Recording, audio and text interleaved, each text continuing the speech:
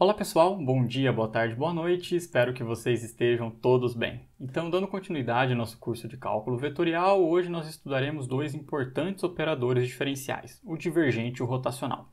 Então, nesse vídeo nós iremos definir esses objetos, vamos explorar ali alguns poucos resultados que os envolvem e no final nós vamos interpretá-los física e geometricamente, até tentando entender o porquê que possuem esses nomes, divergente e rotacional. Então, para a gente trabalhar com esses operadores, a primeira coisa que nós faremos é considerar um campo vetorial sobre R3. Então, vamos supor que F é um campo com três componentes, P, Q e R. Vamos supor, adicionalmente, que essas funções componentes elas possuem derivadas parciais. Tá? Isso porque os operadores eles dependerão das derivadas parciais. Aí. Então, a nossa primeira definição, o divergente de F, ele é dado por essa soma. Então, nós usamos essa notação, div de F, e ele é a derivada da primeira função componente em relação a x, mais a derivada da segunda em relação a y, mais a derivada da terceira em relação a z. Veja que ele parece um pouco com o gradiente, né? A diferença é que aqui é uma soma, o gradiente é um vetor, enquanto que aqui nós temos uma soma. Até é importante observar isso, né? O divergente ele é uma função escalar. Então ele sai em R3, ele aplica em um elemento de três componentes e chega nos reais, tá certo? Bom, o rotacional ele é um pouquinho mais complicado aqui e ele origina agora um campo vetorial. Então ele sai de R3 e chega em R3. E ele é definido dessa maneira. A primeira componente é essa diferença dessas derivadas parciais, a segunda essa diferença e a terceira essa diferença.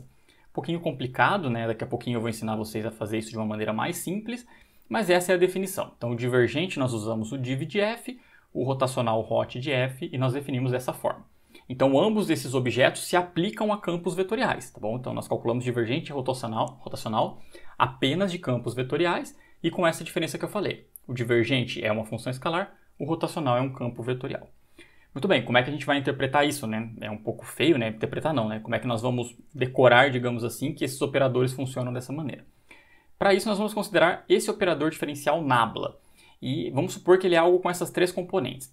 Veja que é um pouco estranho isso daqui, né, pessoal? Porque parece que está faltando alguma coisa aqui, né? É del alguma coisa x, del alguma coisa y, del alguma coisa z, né? Tem uns buracos aqui.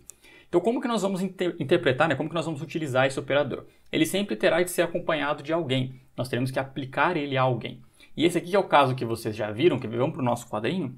Vamos supor que nós temos uma função f aqui, ó, que é uma função escalar. Então, vamos supor que ela sai aí de R3 e chega em R.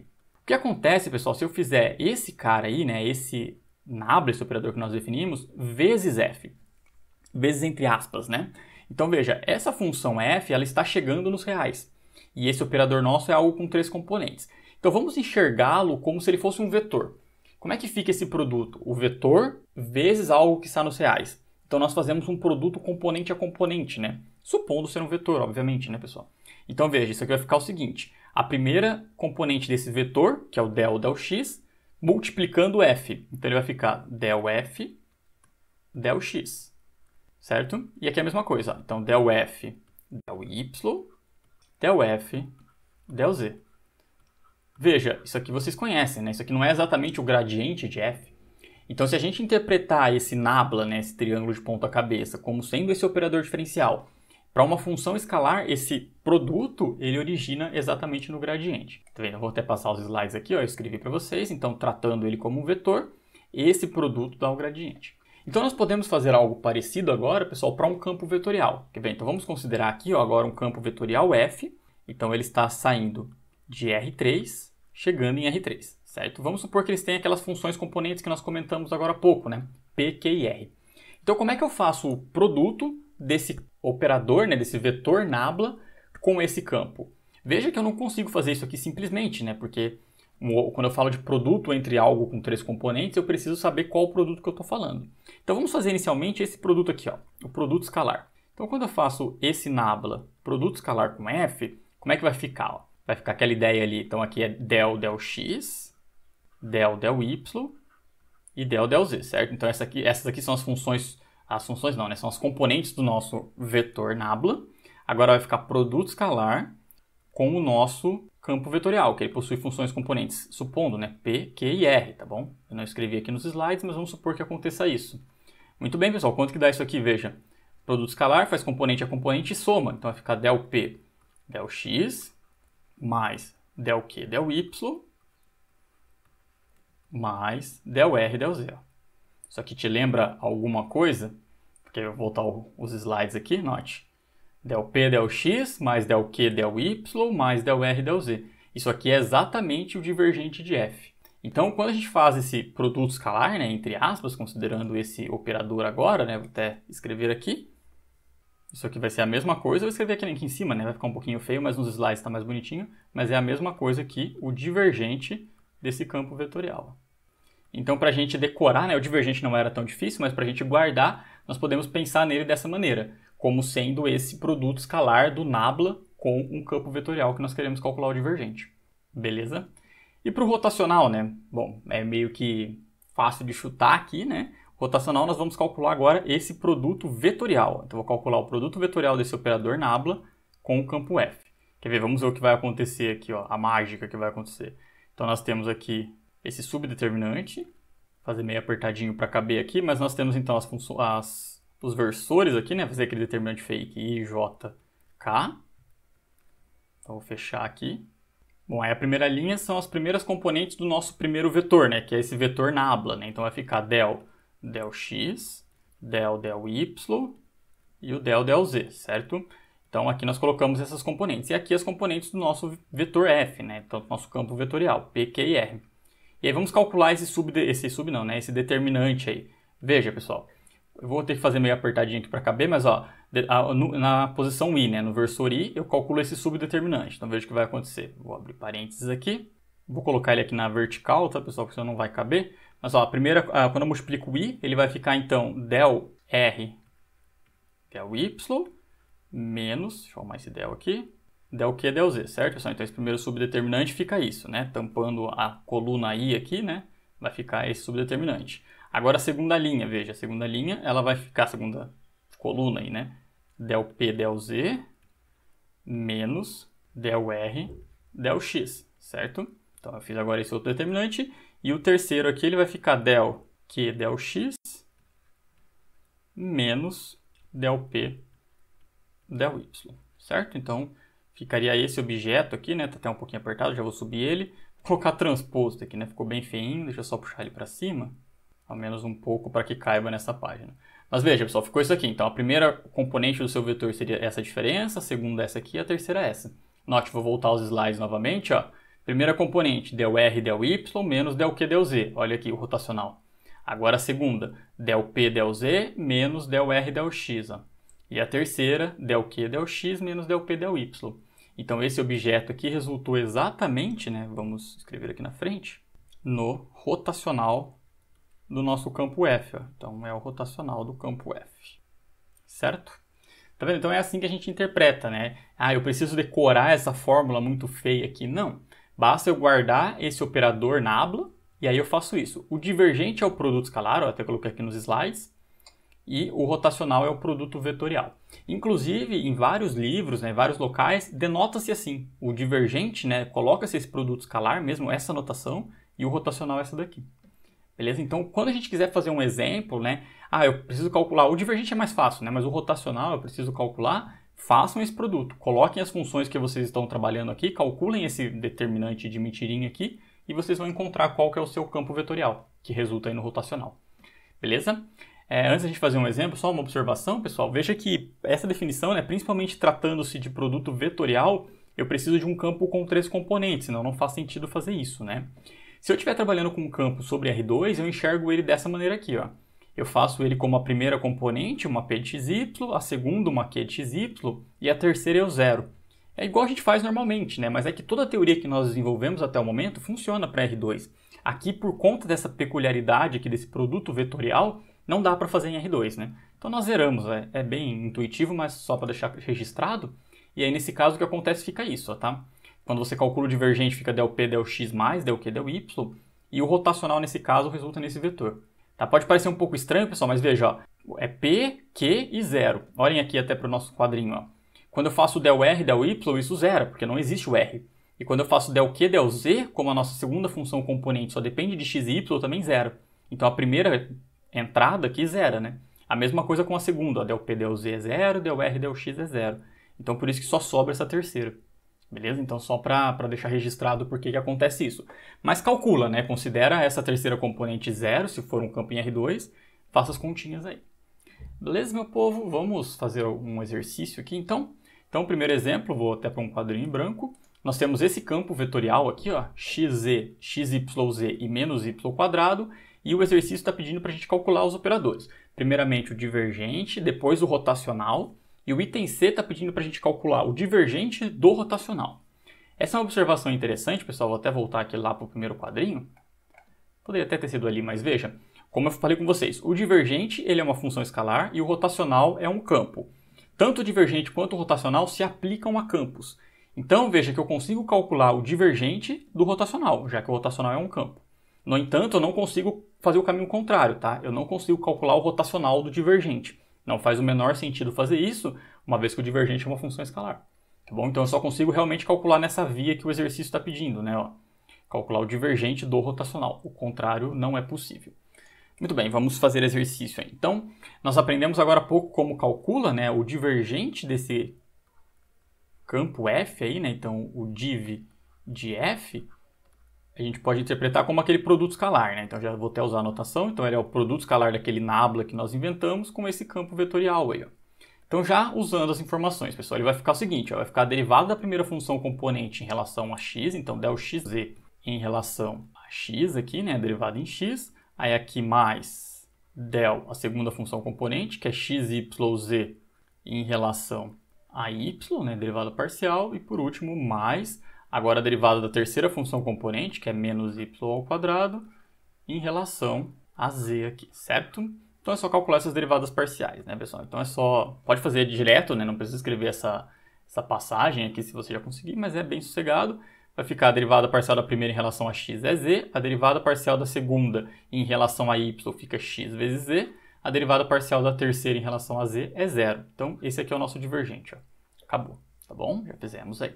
Agora vamos calcular o rotacional, pessoal. Então, o rotacional de f, conforme nós vimos, a gente pode interpretar como aquele produto vetorial, né, desse operador nabla com o campo f. Então, já vamos escrever aí, ó. Isso aqui vai ficar, então, i, j e k, né, são os nossos versores aí. Vamos colocar eles aqui, fechando esse determinante. Aqui nós vamos colocar, então, del, vou colocar um pouquinho apertadinho para caber, tá, pessoal? Del x, del y. Deixa eu puxar aqui um pouquinho para o lado.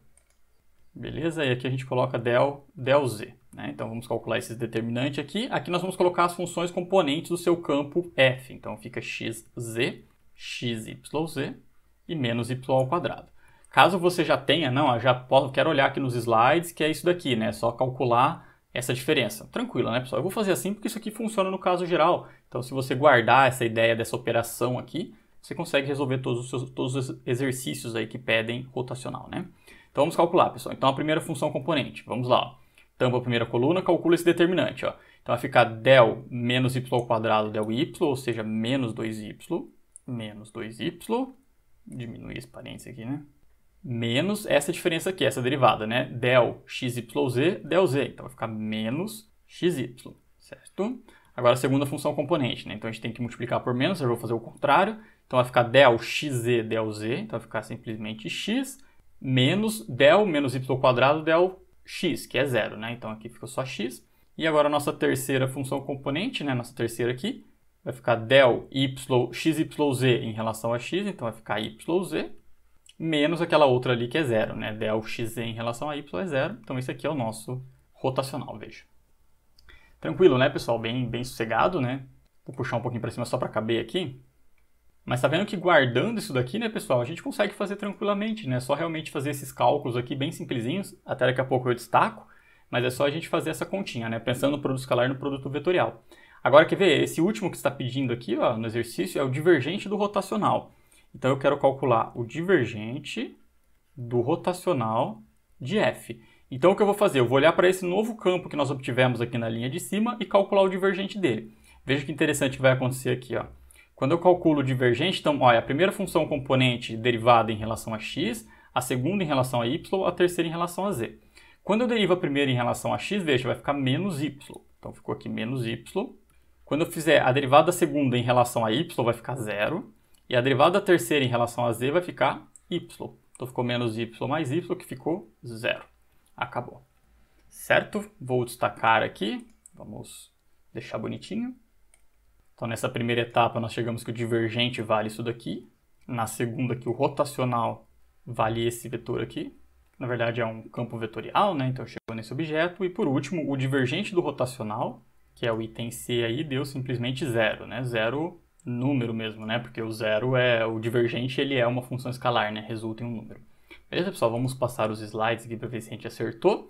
Então, z mais xz, menos 2y menos xy, xyz, e por último, zero. Então, acertamos aí, fizemos certinho o exercício. E é assim que calcula, tá, pessoal? Vocês utilizam mesmo essa questão do operador. Inclusive, se quiserem manter essa notação, calcule divergente, calcule rotacional, se quiser usar o operador aqui mesmo, com produto escalar e produto vetorial, tá liberado. Tranquilo, então? Uma observação aqui bem importante, pessoal, na verdade, é um resultado. Essa questão que aconteceu no item C, do divergente desse rotacional ter dado zero, não foi um caso isolado, tá? Não é um caso particular desse exemplo. Isso acontece sempre. Então, eu coloquei aqui como um teorema, ó. Sempre que nós tivermos um campo vetorial que possui derivadas parciais aí contínuas, né, para suas funções componentes, então o divergente do rotacional é sempre zero. Eu vou pedir para vocês fazerem esse teorema aqui, né, demonstrarem ele, mas é bem fácil. O que vocês vão fazer? Vocês vão pegar essa expressão que define o rotacional aqui, né?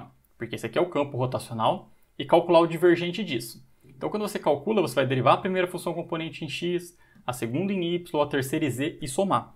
E aí, quando você fizer isso, tá vendo que vai ficar um monte de derivada parcial mista, né? De ordem 2 ali. E aí você vai comparar usando aquela ideia do teorema de Schwartz que eu já usei com vocês, lembra? Que a derivada mista eu posso inverter a posição ali, né? A ordem. E aí vai sumir tudo. Os sinais de menos aqui vai sumir tudo e aí vai dar zero. É bem tranquilo mesmo, tá? Convido vocês a escreverem um pouquinho aí. Mas isso aqui é verdade em todo caso, tá? Eu não vou demonstrar. E o que é interessante isso aqui? A gente pode aplicar isso para resolver alguns problemas, tipo esse, ó. Eu vou só mais comentar com vocês, vejam. Tá pedindo para vocês mostrarem que esse campo, ele não pode ser escrito como rotacional de outro campo. O mostre aqui já assusta, né? Já espanta a gente do exercício. Mas o que está pedindo, né? De maneira simplificada? Que não existe um campo vetorial G de tal forma que esse F aqui, ele é o rotacional desse G. Então é isso que está pedindo o exercício. Bom, é bem simples, tá, pessoal? Vai caber nesse espacinho aqui a resolução, por isso que eu nem vou escrever. A questão é, o que o teorema que eu acabei de apresentar para vocês nos diz? Que o divergente do rotacional é zero.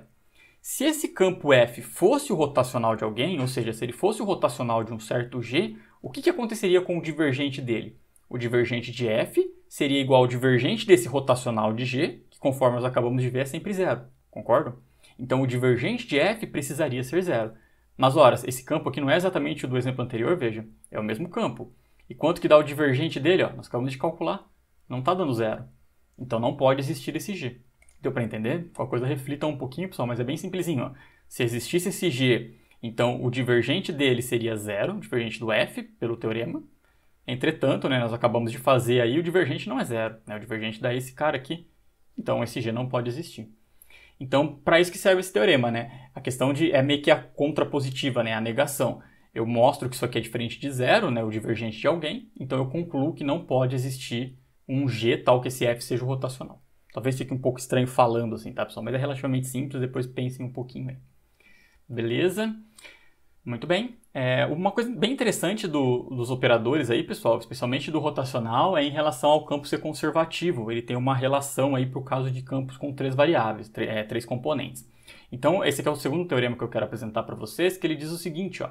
Se nós tivermos um campo nas mesmas condições, né, com derivados parciais aí contínuas para as funções componentes, se esse campo é conservativo, então o rotacional dele é zero. Zero aqui, ó, com uma setinha, tá vendo? É o vetor nulo, lembrando que o rotacional é um vetor. Beleza, pessoal? Então esse é o resultado. Também deixo para vocês demonstrarem e também digo, é muito fácil. Vocês vão pegar, supor que esse campo seja conservativo. Então quer dizer que esse F, ele é o gradiente de alguém. Então você vai escrever ele como gradiente de F e vai calcular o rotacional, assim, ó, igual aqui, tá vendo? Só que agora esse campo F aqui, ele vai ser del F, del X, del F, del Y, del F, del Z. Quando você calcula isso aqui, você vai ver que vai dar o vetor nulo. O mesmo argumento, vai sumir as derivadas mistas ali, tá bom? Fica como exercício para vocês, mas é verdade. Campo conservativo implica em rotacional zero. E aí, pessoal, lembra de uma aula que eu discuti com vocês, aquela da independência do caminho, que eu comentei um pouco a questão de lógica, né? Nós temos uma implicação aqui. Então, nós temos que se o campo é conservativo, o rotacional é zero. A recíproca, né, a volta, não necessariamente é verdade. Daqui a pouco a gente vai ver que ela é numa condição boa. No entanto, o que nós temos é aquela ideia da contrapositiva, que é o seguinte, ó, se eu negar essa afirmação do rotacional ser zero, eu obtenho a negativa dessa daqui. Então, se um rotacional for diferente de zero, quer dizer que o campo não é conservativo. Lembra, eu até usei o exemplo lá da água molhando a calçada e tal, né? Acho que era chuva, não lembro. Mas é isso que nós temos, né? Um corolário, que uma consequência imediata é essa. Se o rotacional não é zero, quer dizer que o campo não é conservativo. Lembra que nós vimos, no caso lá de R2, uma coisa bem parecida, que era a diferença das derivadas parciais, né? Se a diferença era diferente, a diferença era diferente, né? Se del Q del X era diferente de del P del Y, isso queria dizer que seu campo não era conservativo, já direto. Agora o que nós temos é em relação ao rotacional, tá certo? Então é só você calcular. Quer ver um exemplo aqui? É nesse caso, é o mesmo campo, tá vendo? Tá pedindo para verificar que ele não é conservativo. Como é que você faz? Calcula o rotacional, ó. Nós acabamos de fazer. Calculamos o rotacional desse campo, é o mesmo campo aqui, chegamos nesse vetor. Veja que ele não é o vetor nulo. Então o que eu posso concluir? Que automaticamente, através desse corolário, ó, esse campo ele não é conservativo. Veja que ficou bom, né? Porque agora nós temos uma condição de decidir que o campo não é. Porque lembra, o que nós estávamos fazendo até agora, inclusive vocês fizeram aí nos exercícios? Vocês procuravam aquela função potencial f. Vocês metiam o louco ali, né? Sai correndo, não, vou achar a função potencial f. Mas e se ela não existe? Vocês já têm muito trabalho ali para chegar num local que, sei lá, algum absurdo, alguma coisa do tipo. Agora você tem uma ferramenta própria para isso. Calculo rotacional, deu diferente de zero, já sei que não é conservativo. E se der zero, quer dizer que ele é conservativo? Calma, vai ser, mas aí aquela mesma ideia que nós estudamos anteriormente, que nós tínhamos aquela sutileza do domínio ser simplesmente conexo, lembra? Aqui é um pouco mais delicado, tá, pessoal, essa questão de simplesmente conexo. Então eu coloquei um resultado mais geral. É assim, ó. Se você considerar um campo que está definido sobre todo o R3, então eu não vou pensar nesse negócio de buraco, né? Vamos pensar todo o R3. Então a recíproca é verdadeira também, ó. Então aí nesse caso, se o rotacional for zero, quer dizer que seu campo é conservativo, tá bom? Então vamos lá, devagar aqui, né? Se o campo é conservativo, o rotacional é sempre zero. Isso é sempre verdade em todos os casos para quaisquer campos que você considerar, claro, desde que ele possua derivados parciais aqui. A volta, né? Garantir que o campo possuir rotacional igual a zero garanta que f é conservativo, isso só vale se o domínio for todo R3. Mas isso no geral acontece, né? Quer ver, por exemplo, eu não vou fazer as contas, tá, pessoal? Mas poderia pedir, verifique se esse campo aqui é conservativo. Então, antes de você fazer aquelas contas, né, de encontrar ali as derivadas parciais e tudo mais, você poderia calcular o rotacional.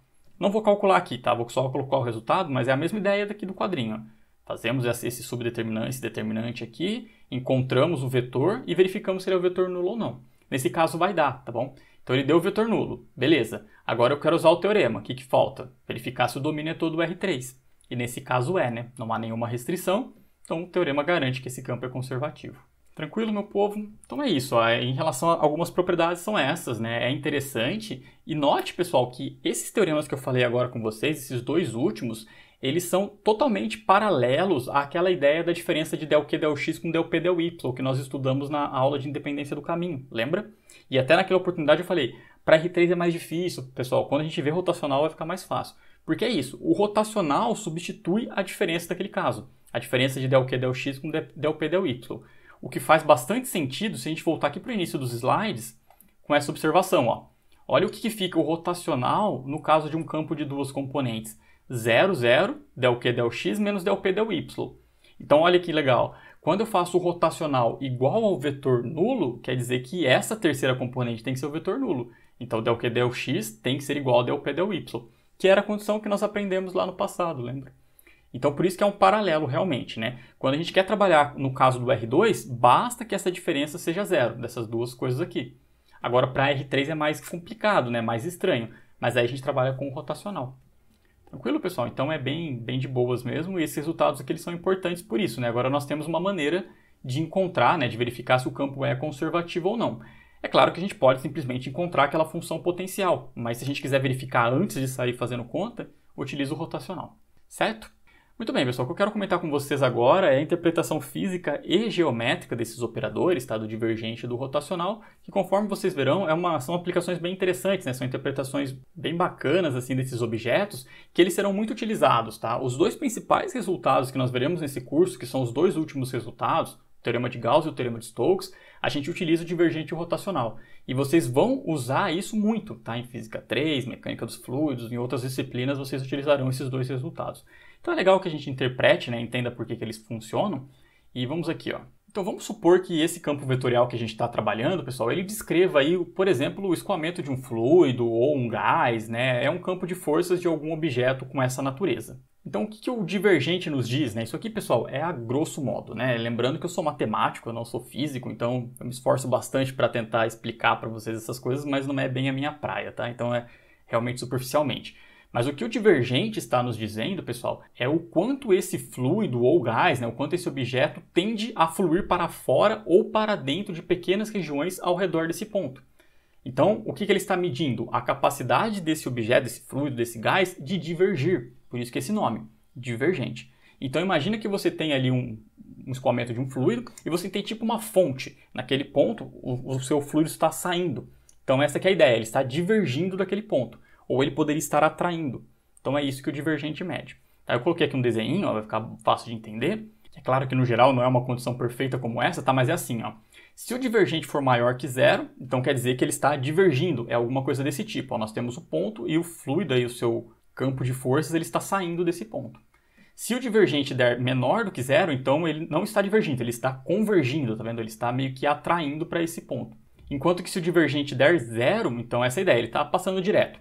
Daqui a pouquinho eu mostro para vocês alguns exemplos, mas essa é a ideia, daí não está nem convergindo e nem divergindo. Então é isso que o divergente faz. Quando você calcula o divergente de um campo, você está medindo, né, em cada ponto, obviamente, a capacidade desse campo de divergir ou convergir, tá bom? É claro, né, pessoal, como eu disse, não é uma condição tão perfeitinha assim, né, não fica exatamente no ponto, daqui a pouco vocês vão ver o vetor, mas é isso que ele mede, a capacidade de divergir ou convergir. Bom, essa é a ideia do divergente e do rotacional, né? Como o próprio nome sugere, o rotacional, ele nos diz o quanto esse campo de força, esse fluido ou gás, tende a rodar, né? Por isso que a ideia é de rotacional. Então ele mede aí o quanto tende a girar em torno de um ponto. Aqui o rotacional é um pouquinho mais complicado, tá, pessoal? Eu vou colocar aqui uma ideia geral, assim, mas ele é um pouquinho mais delicado, eu já explico o porquê. Mas é assim, ó, quando a gente mede o rotacional, tá vendo que eu coloquei rotacional maior que zero entre aspas, porque o rotacional é um vetor. Mais pra frente a gente vai aprender o Teorema de Stokes, aí eu volto a falar um pouco sobre isso, porque daí lá eu consigo explicar melhor para vocês. Porque eu preciso falar de superfície, de vetor normal, né? Não é tão simples. Mas a ideia geral vai ficar boa de entender, ó. Então eu coloquei rotacional maior do que zero, porque é um vetor, mas sob certas condições é isso, nós vamos medir a capacidade de girar no sentido positivo, no sentido anti-horário. Se deu negativo, está rodando no sentido horário. E se deu igual a zero, mesma coisa do outro caso, tá passando direto aí. Uma boa maneira de interpretar isso daqui, pessoal, pensem, por exemplo, assim, ó, você tem ali a sua pia cheia de água. E aí você pega lá e tira o ralo dela, tá? Quando você tira, esse fluido ele vai escorrer ali para o ralo, né? Vai escorrer ali para baixo e vai girar, no sentido horário ou anti-horário, né? Mas aí o que o rotacional, de certa forma, vai estar medindo é isso, é o quanto aquilo ali está girando, né? Em que sentido que está girando e como está girando, tudo bem? Uma boa maneira de você fazer isso, ó, imagina que você tem um objeto que assim, é uma haste, e na ponta dessa haste você tem algumas pás. É difícil de eu desenhar e de eu explicar, então eu vou colocar em algum lugar agora da tela esse objeto, olhem para ele. Era isso que eu estava querendo descrever, talvez não tenha ficado muito fácil aí com a minha ótima descrição, tá bom? Mas vamos considerar esse objeto agora, tá certo? E aí imagina que a gente está segurando ele pela haste e nesse problema mesmo, ó, nós temos ali a pia rodando a água e eu coloco esse objeto ortogonalmente ali, nesse ralo.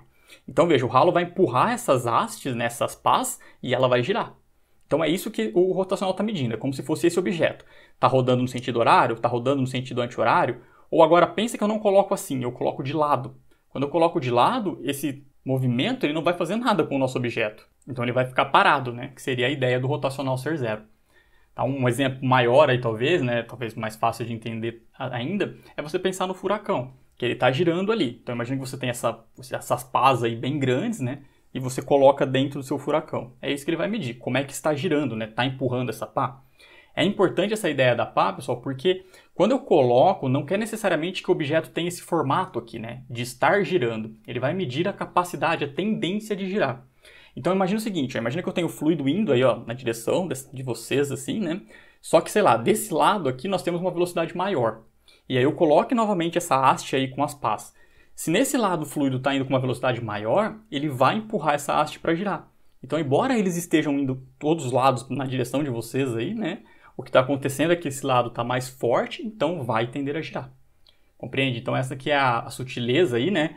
É claro que pensando no ralo ali, no furacão, talvez fique mais fácil de entender, mas é só para caso você se depare com algum exemplo e falar assim, ué, mas não está girando aqui, né? Porque é a capacidade de girar. Tudo bem? Eu vou mudar rapidinho com vocês aqui de tela, pessoal. Quero mostrar para vocês alguns casos aqui, rapidamente. Então, vou fazer uma troca aqui de tela, veja. Deixa eu só abrir aqui na minha outra tela agora. Então, o que nós temos aqui, pessoal, aberto, eu vou ter que ficar olhando um pouco para o lado aqui, né? Mas nós temos aqui aquele programinha do GeoGebra que esboça campos vetoriais, né? Eu já tinha mostrado para vocês anteriormente. Então, aqui nessa parte é o programinha. E aqui desse lado, pessoal, o que está aparecendo aqui, ele é uma calculadora de divergente rotacional. Interessante, né? Isso aqui tá lá no Moodle, naquela parte de coisas legais. Eu coloquei duas lá, tá? Essa aqui é do GeoGebra também, mas tem uma que ela é do Wolfram Alpha. Aqui ele tá cortado, tá, pessoal? Eu cortei para poder caber aqui no nosso programinha, aqui na nossa tela, né? Mas ele tem mais informações, por exemplo, ele tem um lugar que tá falando esse ponto aqui, ó, tá vendo que é o ponto 000. Eu consigo digitar ele, né? Ele pega a tela inteira, mas eu só cortei ele aqui. E aí você escreve seu campo aqui, tá bom? x² menos y² menos 4, 2xy e 0. E ele calcula, ó, o divergente, aqui no caso o operador mesmo está dando 4x, e aqui o divergente está dando esse daqui, tá vendo? E no ponto 00 ele calcula, ó, o divergente não, perdão, aqui o rotacional. No ponto 000 está dando 0, e aqui ele calcula, ó, o curl é rotacional, tá pessoal, em inglês aí.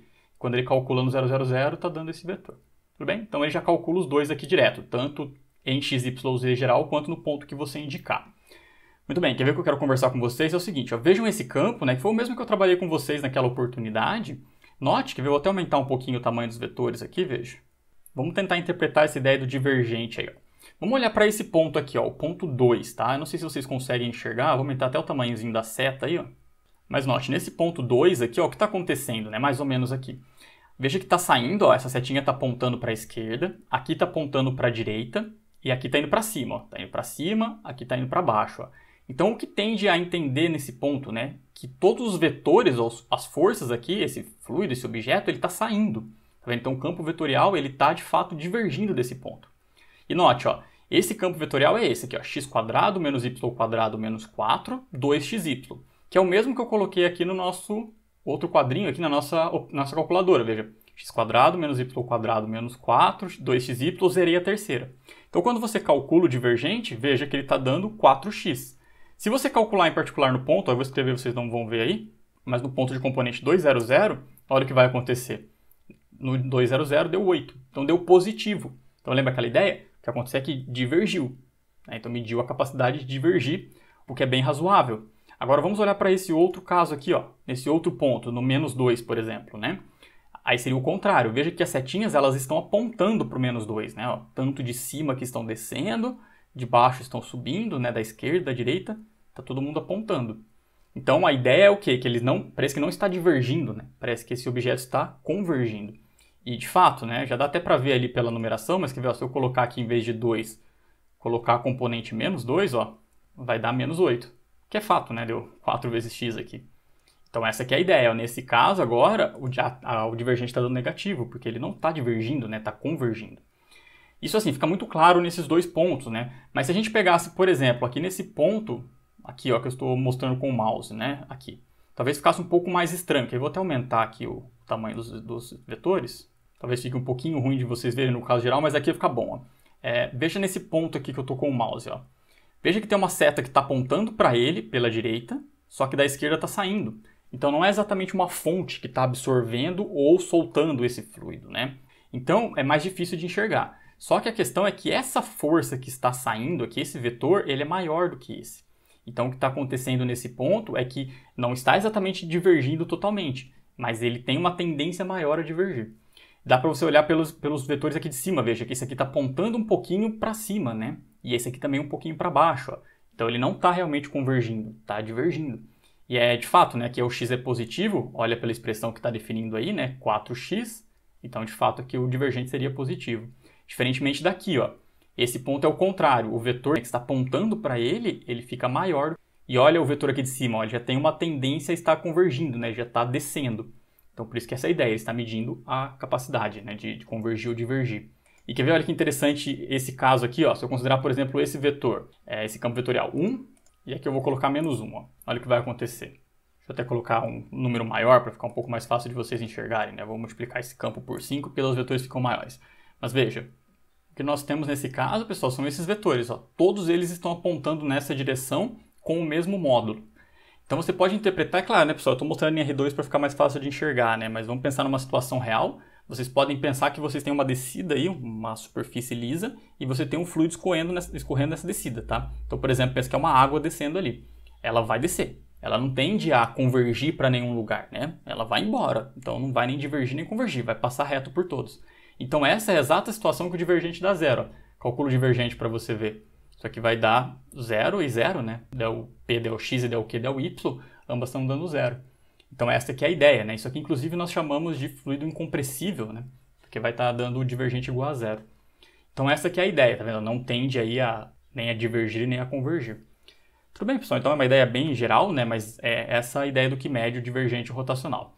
Eu vou colocar o divergente, né? Eu vou colocar o rotacional aqui, um outro exemplo para a gente ver o rotacional. Nós vamos considerar esse exemplo aqui, ó, y ao cubo menos 9y. E aqui na segunda eu vou colocar x ao cubo menos 9x. Né? Gerou esse objeto aqui, ó. Então olha que interessante esse objeto, pessoal. Vamos olhar perto do menos 3 aqui, ó. Note que o nosso fluido, né, esse nosso objeto que a gente está trabalhando, ele está girando, ó. E ele está girando num sentido anti-horário. Concordam comigo? Ó? Sentido anti-horário. Se a gente olhar perto do 3, ó, a mesma coisa. Sentido anti-horário. Está girando aqui. Agora, se a gente olhar aqui no y, pessoal, no y igual a 3 aqui, ó, veja, ele está girando no sentido horário. E no y igual a menos 3 também, ó. Então, ele tem pontos que ele está tendendo a girar no sentido anti-horário e pontos que ele está tendendo a girar no sentido horário. Quer ver? Vamos para a nossa calculadora aqui de divergentes e rotacional e vamos colocar esse nosso campo aí, ó. Então a primeira componente do nosso campo era y ao cubo menos 9y e a nossa segunda componente era x ao cubo menos 9x. Eu vou considerar a terceira igual a zero porque eu estou pensando que o nosso campo está em R2, beleza? Então esse aqui é o nosso objeto. Olha o que aconteceu, ó. O nosso divergente aqui deu sempre zero em todo mundo e o nosso rotacional, ó, ele deu esse aqui, 0, 0, 3x² menos y quadrado. Agora, quer ver? Vamos calcular um desses pontos que eu comentei. Ó. Já até estava, né? Mas eu vou considerar, por exemplo, no 200. Ó. O que está acontecendo? Está dando um valor positivo. Porque o que está acontecendo? Note, pessoal, aqui, ó. Ele está girando no sentido anti-horário, né? Por isso que a última componente deu positiva, né? Então está girando no sentido positivo aqui. Agora vamos pegar, por exemplo, ó, eu vou zerar esse cara aqui e vou considerar a componente y igual a 2. Ó. Ele vai te dar menos 12. Porque no y igual a 2 aqui em cima, ó, ele está girando no sentido horário, né? Aqui, ó, ao contrário. Então essa aqui é a ideia do rotacional. Ele está medindo a sua capacidade de girar, de rodar aí, inclusive te indicando sentido positivo ou sentido negativo. Bacana, né? E olha que interessante, eu vou colocar no 000. Ó. Quanto que está dando? Está dando 0. Por quê, né? Olhem que legal aqui o que está acontecendo. Eu acho legal, né? Não sei se vocês acham também, mas olha aqui no 000, ó. Veja que do lado direito aqui, ó, ele está apontando para baixo nossa setinha, né? Do lado esquerdo para cima, aqui está apontando para a esquerda e aqui para a direita. Só que note que esses vetores têm o mesmo tamanho. Então, embora aqui esteja apontando no sentido anti-horário, essa aqui está no horário, ó, e aqui também. E até nas entradas aqui na diagonal, ó, aqui está apontando para dentro, aqui para fora, está tudo se anulando aí. Então, esse é um ponto aqui que não está girando, né? Até tem esse formato, mas não está girando. Uma coisa está compensando a outra, né? Se a gente colocasse aquela ideia da haste com as pás, isso daqui ia ficar parado. Diferentemente desses outros locais, né? Se eu colocasse, ela ia girar aí em cima do eixo X, nesses pontos que eu comentei no sentido anti-horário, e no eixo Y no sentido horário. Tudo bem, pessoal? Então, essa era a ideia, né? Eu queria só comentar com vocês. Como eu disse no início, eu não sou físico, tá? Não manjo muito dessas coisas, mas eu acho que uma ideia geral aí, pelo menos ilustra um pouco por que a gente trabalha com esses operadores, né? Com esses objetos. Mais para frente, no final do curso, quando a gente trabalhar exatamente com os nossos teoremas principais, ali, o teorema de Stokes, o teorema de Gauss, a gente consegue aplicar isso muito bem. E aí eu faço mais exemplos lá com vocês, aí mais numericamente falando. Mas eu acho que pelo menos ilustra aí como é que se comportam esses caras, né? Então tá, pessoal. Então agradeço a atenção de vocês aí. Peço desculpa se eu falei alguma bobagem. Se cuidem. Valeu!